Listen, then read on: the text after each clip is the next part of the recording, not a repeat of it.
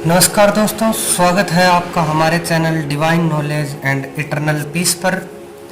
आज हम एक ऐसे गंभीर और रहस्यमय विषय पर बात करेंगे जिसके बारे में हर कोई जानना चाहता है, लेकिन बहुत कम लोग समझ पाते हैं। जी हाँ, आज का हमारा टॉपिक है मृत्यु के समय प्राण कैसे निकलते हैं। क्या कहते हैं हमारे धार्मिक ग्रंथ और क्या कहता है विज्ञान। इस वीडियो में हम आपको पूरी रिसर्च और फैक्ट के साथ इस रहस्य को समझाएंगे, तो अंत तक हमारे साथ बने रहिए। अगर आपको यह वीडियो पसंद आए तो लाइक, शेयर और सब्सक्राइब जरूर कीजिए। चलिए शुरू करते हैं। मृत्यु और प्राण का क्या अर्थ है। सबसे पहले यह समझना जरूरी है कि प्राण क्या है। हिंदू धर्म के अनुसार प्राण वह जीवन शक्ति है जो हमारे शरीर को जीवित रखती है।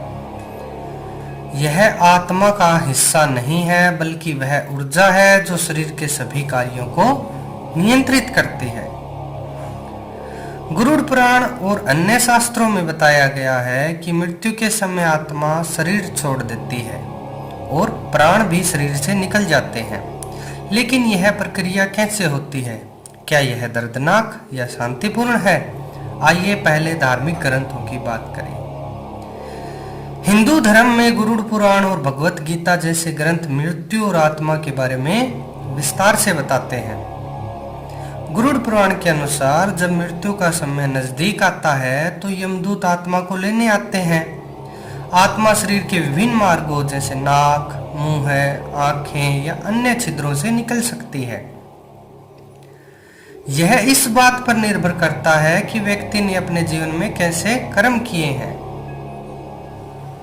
अगर व्यक्ति ने पुण्य कर्म किए हैं तो आत्मा सिर के ऊपरी हिस्से, जिसे ब्रह्मरंध्र से कहते हैं, उससे निकलती है जो स्वर्ग लोक की ओर ले जाती है। पापी आत्माएं नीचे के मार्गों से निकलती है और यमलोक की यात्रा करती है, जहां उन्हें वैतरणी नदी पार करनी पड़ती है। पूर्व जन्म का समय। गरुड़ पुराण में यह भी कहा गया है कि आत्मा मृत्यु के 30 से 40 दिनों के बीच पुनर्जन्म ले सकती है और पुनर्जन्म भी कर्मों पर निर्भर करता है। 13 दिन का महत्व। मृत्यु के बाद 13 दिनों तक आत्मा अपने शरीर के आसपास रहती है, परिवार वालों के बीच रहती है। इस दौरान पिंडदान और श्राद्ध जैसे कर्म आत्मा को यमलोक की यात्रा के लिए शक्ति देती है। शारीरिक संकेत। मृत्यु से पहले व्यक्ति को अपने पूर्वजों या छायाओं का आभास होने लगता है। स्वप्न में अशुभ संकेत दिखाई देते हैं, जैसे काले पक्षी या मृत परिजन। आइए अब देखते हैं अन्य धर्मों में क्या लिखा है। इस्लाम में मृत्यु के समय मलकुल मौत, मृत्यु का फरिश्ता, आत्मा को शरीर से निकालता है। कुरान के अनुसार यह प्रक्रिया व्यक्ति के कर्मों पर निर्भर करती है। अच्छे लोगों की आत्मा आसानी से निकलती है, जबकि पापियों को कष्ट हो सकता है। ईसाई धर्म। बाइबल में मृत्यु को आत्मा का शरीर से अलग होना बताया गया है। यह प्रक्रिया ईश्वर की इच्छा पर निर्भर करती है और आत्मा स्वर्ग या नरक की ओर जाती है।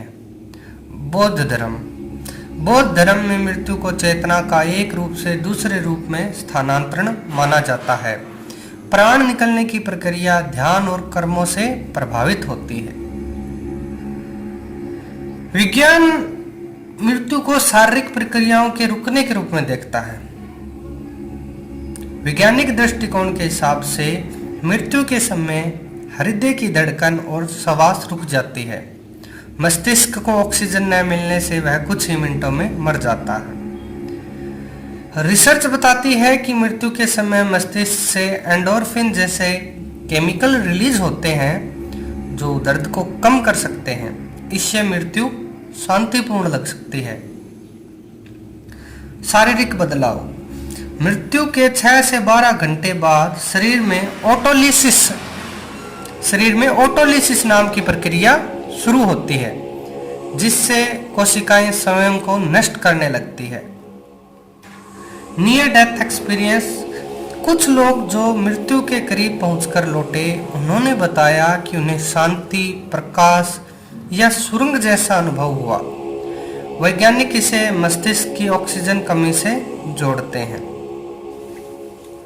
अब जानते हैं मृत्यु से पहले के लक्षण।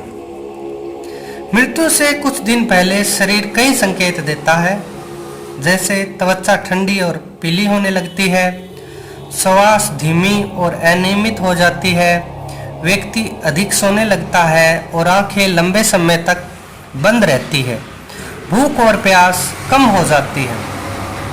ये संकेत बताते हैं कि शरीर धीरे धीरे अपनी ऊर्जा खो रहा है।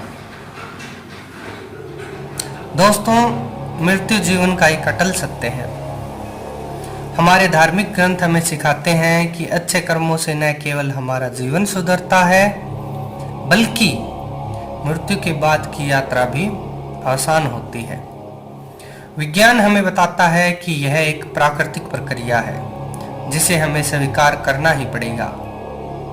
तो आप इस बारे में क्या सोचते हैं? क्या आपने कभी मृत्यु से जुड़े किसी अनुभव के बारे में सुना है? हमें कमेंट में ज़रूर बताएं। अगर आपको यह वीडियो पसंद आया हो तो लाइक करें, अपने दोस्तों और परिवार के साथ शेयर करें और हमारे चैनल को सब्सक्राइब करना न भूलें। नमस्ते, मिलते हैं अगले वीडियो में।